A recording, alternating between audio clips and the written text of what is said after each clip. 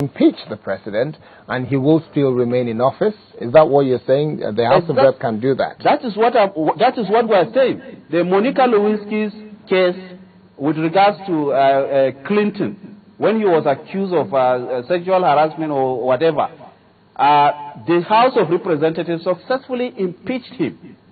But when it went to the Senate now said no, that does not constitute gross misconduct, and therefore he was exonerated, and he therefore stood exonerated.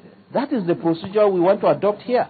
Okay. At the end of the day, the CJN, instead of appointing 7-member panel, which are susceptible to all kind of abuses, like what happened in the case of Fayouche, where after the 7-man panel came with a report, they now said, look, we are not in agreement. When the Constitution explicitly in section 188, 5 and 8, subsection 5 and 8, said once the panel of 7 decides that there is no case of misconduct, that ends the matter. They went ahead to refuse it, which was unconstitutional. And after refusing it, they sacked the CJ of Ekiti, and then appointed an acting CJ, all contrary to the provisions of Section 292 of the Constitution. So these are situations we want to avoid, and it is with good intention. It's a Herculean task. Even in America, where this system is borrowed, there were only 14 cases of impeachment, and only one president was impeached in 17-something. And then the attempted impeachment of Bill Clinton, which failed, and Nixon resigned. So I don't know what the hula baloo is all about, that we want to assume power or the power of impeachment. Okay, thank you very much, Honorable. Thank you. The issue of impeachment is exclusively a legislative work, not a judicial or executive work. Okay, thank you very much. Let's come back to here. First, let me ask you, V.C. Adigwe, the Honorable just mentioned the fact that we are using the 1979 that is said to be profound and as robust as can be by virtue of the caliber and quality of people that put it together. 50 wise men, he said, similar to what you referred to in America, 52 wise men.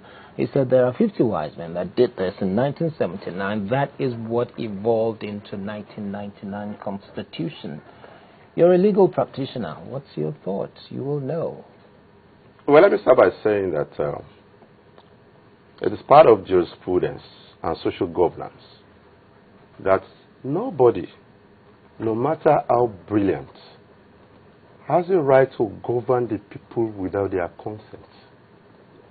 And I'm sure that Justice Nikki Toby will not be happy with the power that the Honorable Member of the House of Representatives has ascribed to him, that because he's an erudite lawyer, because he's a cerebral person, so he has a right to write a constitution for Nigerian people without their imprimatur.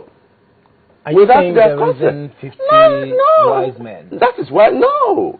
Well, if you talk about 1979, the processes that led to promulgation of 1979 Constitution was much more representative. Elections were held for people to be elected into the Constituent Assembly that came up with the Constitution. No, they didn't come up with the Constitution. They came up with recommendations, drafts, which they passed on to Constitution Drafting Committee that came up with the Constitution. So you could see that process. This 1999 Constitution suffers from lack of that processes, and therefore it's illegitimate, regardless of the brilliance of the person that brought it to being. That's one point we must know, because it's a matter of jurisprudence. Secondly, members of National Assembly should know that they don't have sovereignty. Sovereignty still resides with the Nigerian people. All they have is mandate, renewable in 4 years. So this power that they are arrogating to themselves, that we already have a sovereign in place, and therefore you cannot convoke a sovereign national conference, does not hold water, because it's a contempt to the Nigerian people, who are the custodians of power ultimately. what you've got to do, if you want to know whether people want conference or not, do a referendum. And if the overwhelming majority of the people vote yes, then you have an obligation to set up one. You see, because some people are scared of the word sovereign, and because we want Nigeria to make progress, we can drop it. Call it national dialogue, call it national conference, call it whatever. What is important is to aggregate the views of the stakeholders of Nigeria, the ethnic nationalities who are the building blocks of this country, and then you will know what their fears are. Okay, your final word. My final it's got word. to be your final Yeah, word. my now, final word. What you see is that the House of Reps again persuaded itself wrongly on what is it that Nigerians want to see. Is it about simplifying the process of removing the president? It should be the Nigerian people that can change the president. What Nigerians want to see is that what deal with the issues. People cannot change the Nigerian people, yeah. What they want to see is deal with what leads to the need for, removing the president, which is impunity. Then the only reason why we have this culture of impunity and all the scenario, the Fayose issue described by Honorable Ibrahim, is simply because the president, the office of the executive is too powerful, both at the state level and the federal level. What they need to do is to reduce the power of the president or the governors, but they know they cannot do that without having to look at the constituent states having to come up with their own constitution, agreeing on the powers they are surrendering to the center. And because they don't want to do that, all they simply want to do is go back into their own shells, start hiding under Section 145, and assuming that there's a conflict with 143, there's no conflict.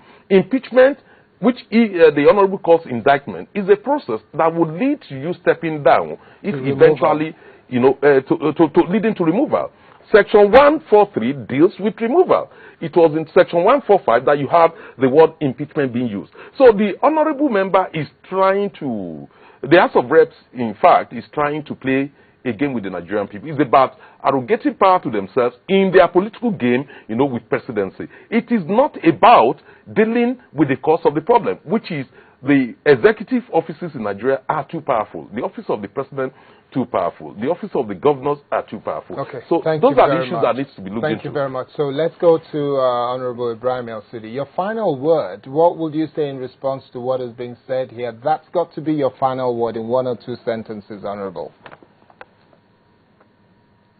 Well, if it is democracy we seek, and we have just made reference to democracy, then it must be democracy as understood in the free world, free of all euphemistic ideologies, free from fear in governance, in threat, injustice, and indeed bear the transparency of freedom.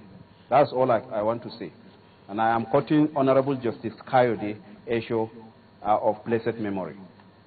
Okay, so I guess on that note, we want to say thank you very much, Member House of Representative Ibrahim El-Sudi, Honorable, and of course, Biodun Shoumi, social commentator, and BC Adegui, a legal practitioner. Great to have you on the show. My pleasure. Thank you so much. Thank you so much. Yes, I know that there is no way we can finish all of the proposals that the members of the House of Reps have put in front of themselves with a view to use in influencing the amendment or alteration, as they have called it, of the Constitution, and I'm not sure that there's any agreement on the issue of whether what we need is alteration, amendment, or rewriting.